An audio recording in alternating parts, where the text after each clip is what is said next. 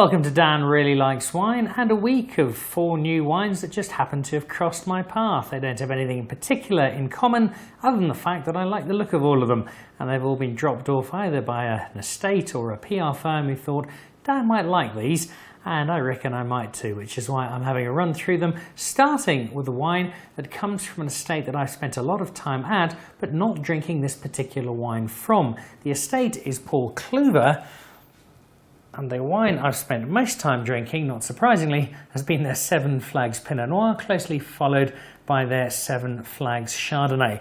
And those two I could happily drink for vast stretches of time. But they make far more than just the Seven Flags range, their Pinot and their Chardonnay. There's a wide selection of wine they play around with, and the Sauvignon Blanc is one of those.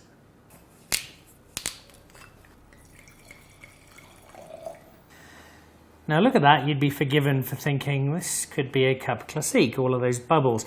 Well no, it's just a very fresh, very new Sauvignon Blanc that's barely had time to leap out of the barrel into the bottle before it has jumped into my particular glass. Paul Cluver, known for many things, they've got some great mountain biking territory. I spend a lot of time there on the Alps of Cape Epic every year, certainly not doing anything as silly as riding bicycles, but drinking wine in the area and commentating on the race. And it's also a part of the world that has the oddest of relations for me.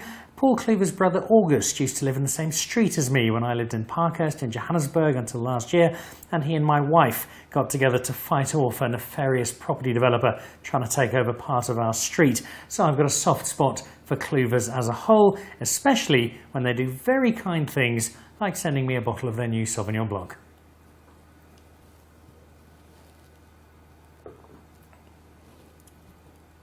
Whoa. That is very, very fresh indeed. That is a properly newborn bottle of Sauvignon Blanc, and it's full of life, full of energy. It's got that big fresh feel to it.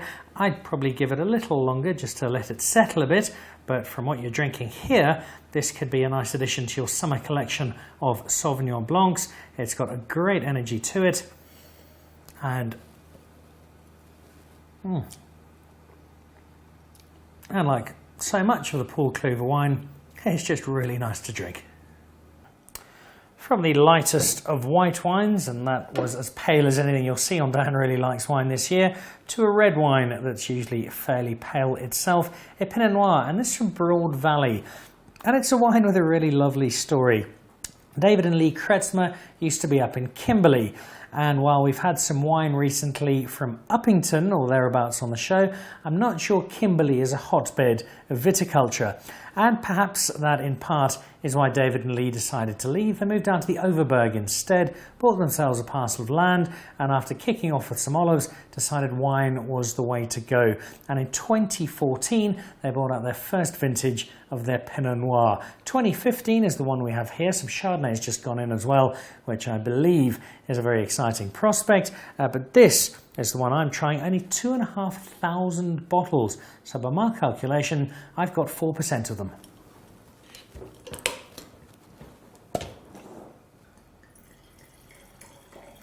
Now, there are two reasons I'm particularly excited about trying this Broad Valley Pinot Noir. One, where it's from, the Overberg. It's not too far off the Hemel Valley.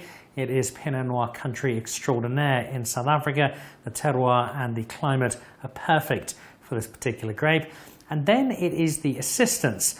The Kimberley area hasn't produced, to the best of my knowledge, too many winemakers, and David has come down to make wine with a background in farming cattle and sheep, so he's got a little bit of assistance, and that assistance comes in the form of Kevin Grant. And if you've been to Ataraxia, or you've tried the wine of Ataraxia, then you'll know that there are few people better placed to give you a little help in making some perfect wine than Kevin Grant.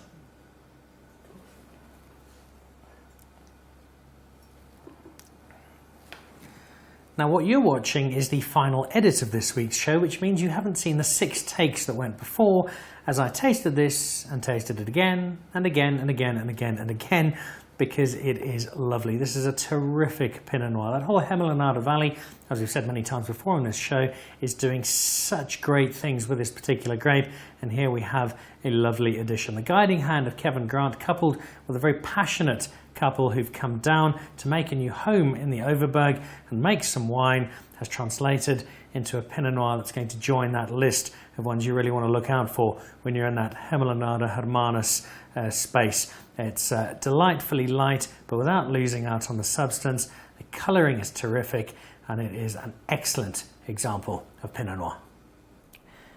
Now, David and Lee Kretzmer came down from Kimberley to make their wine.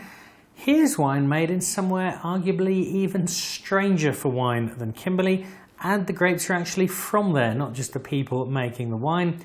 Prieska. And I'll give you a second to pause this and go and Google to see where Prieska is. Done that? Welcome back. So Prieska I know because I've actually got a friend from Prieska, a guy called Felix, who speaks of it very, very fondly.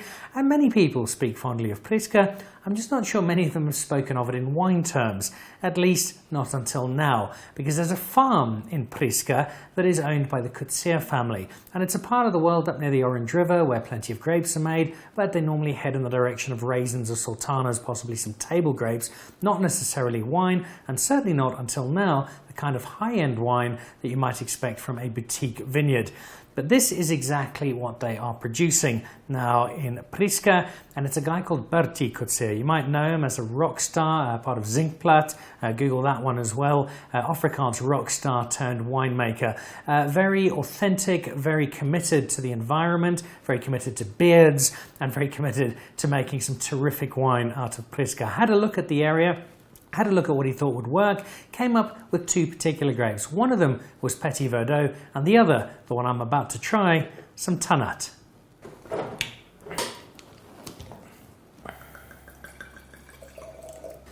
There's a very good chance that Tannat is a wine you haven't tasted, possibly even heard of before. It's not something we see huge amounts of in South Africa.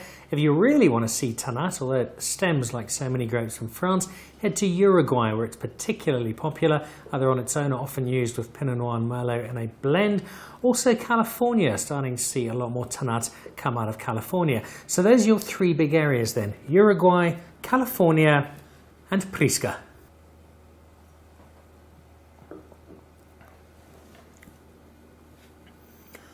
It's the contrast that's probably most distinctive. You look at that colour and you're expecting something quite big, something quite bold, maybe a little heavy.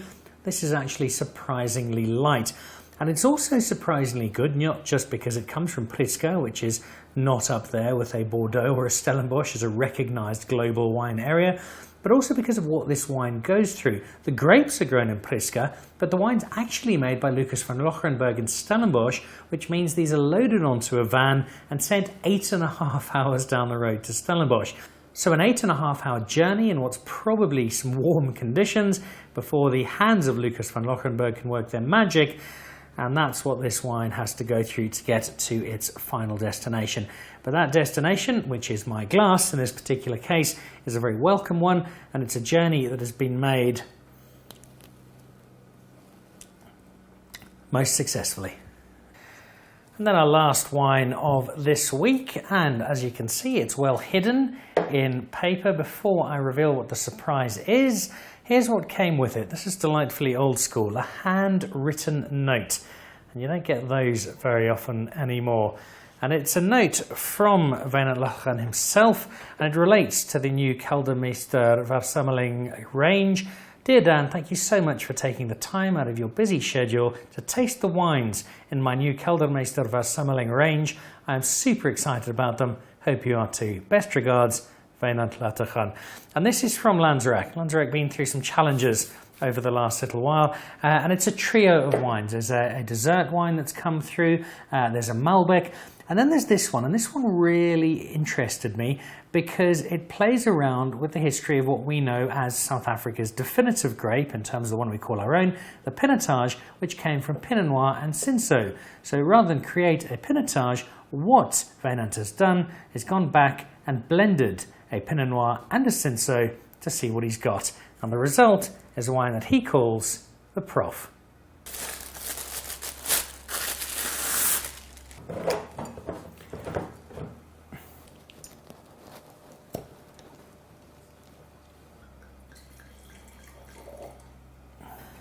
The Prof in the name, as you can probably guess, refers to Professor Abraham Perold, who was the man in 1925 who combined Cinsault and Pinot Noir to make Pinotage, our quintessentially South African grape.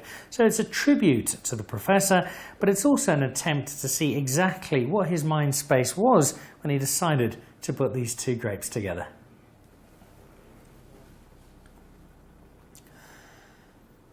Not surprisingly, you could be forgiven on a tasting of thinking that was a Pinotage, but of the lighter, newer style.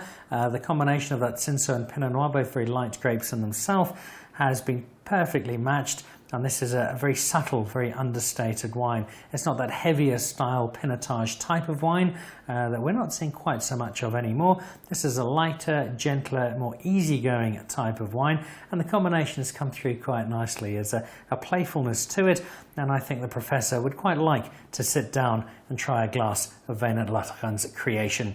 Mind you, if he liked his wine, and you'd imagine if he's busy mixing and matching wine in 1925, he probably did, I think all of these would be something he'd quite enjoy. A very young Sauvignon Blanc that's got a bright future ahead of it, a Pinot Noir from a farmer in Kimberley who decided the Overberg was where he'd like to end up making wine, Prieska, and a young bearded Afrikaans rock star who's added a top wine to an unusual part of the winemaking world. And then this from Lanzerac, paying tribute to a monumental South African wine moment from almost 100 years ago. 4 very cool wines, all new discoveries coming across the Dan Really Likes Wine desk this month. Enjoy.